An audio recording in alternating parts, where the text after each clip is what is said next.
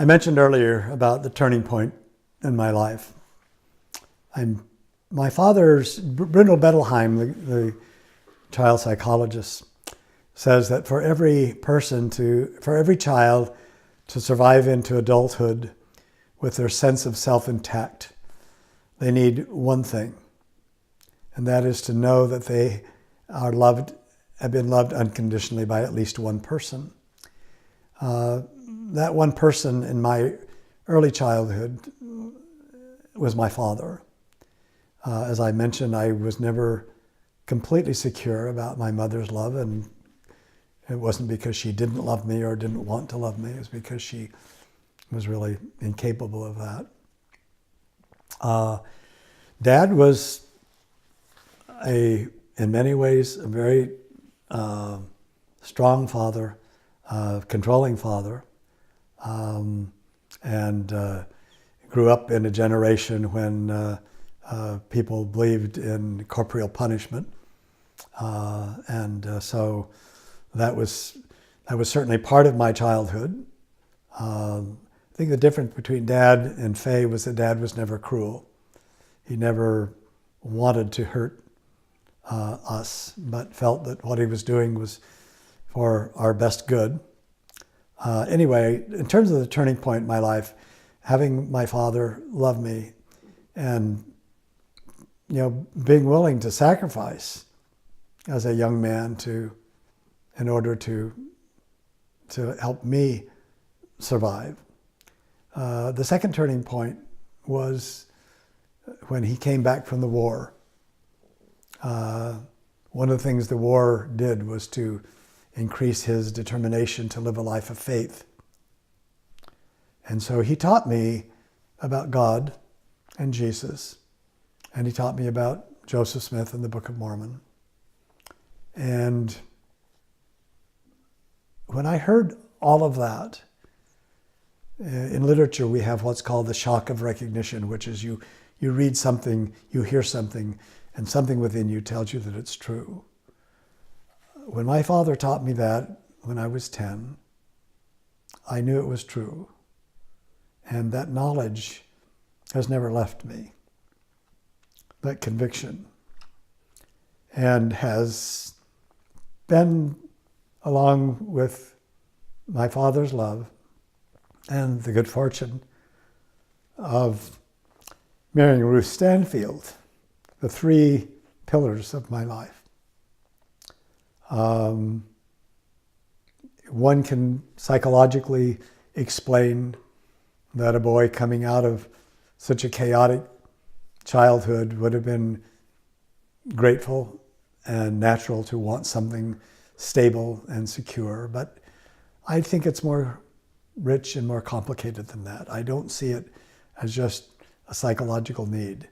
I see it as something deep within me that was always there, a deep sense of the spiritual, a desire for something beyond. As I say, there was no religion in my first 10 years, except for a time when my father wrote to my mother and said, "Take the boys to the Mormon church."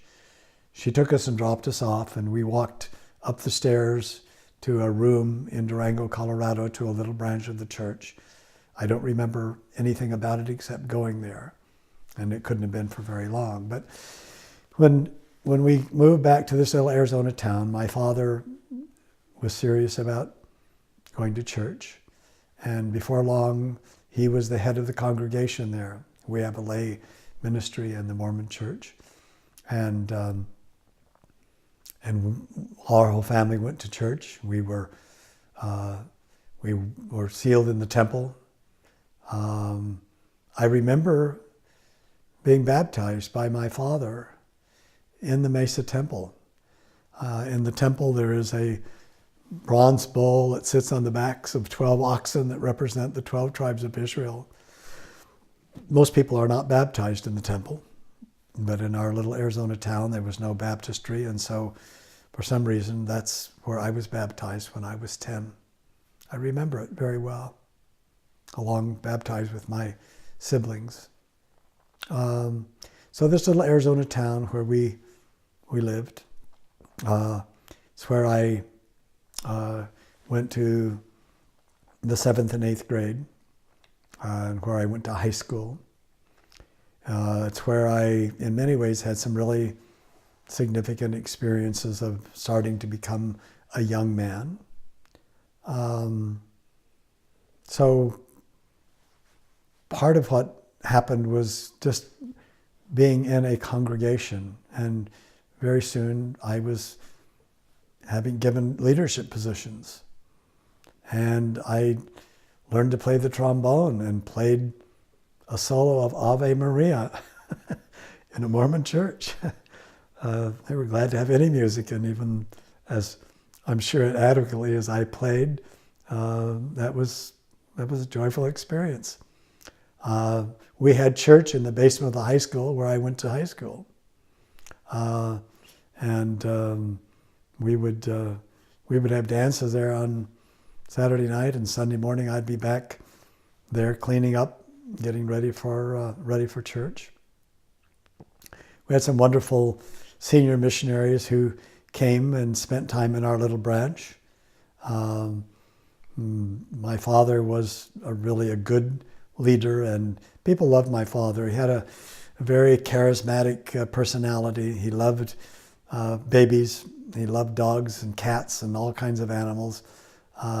He had become an electrician in the shipyards, and so when he went to the Navy, he was an electrician and had actually gone to electrician school. But when he got out of the Navy, he had the GI, and so he learned to be a butcher.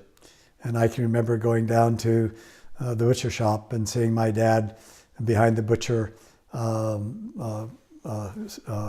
shelf and charming all of the women and the kids and doing what he did.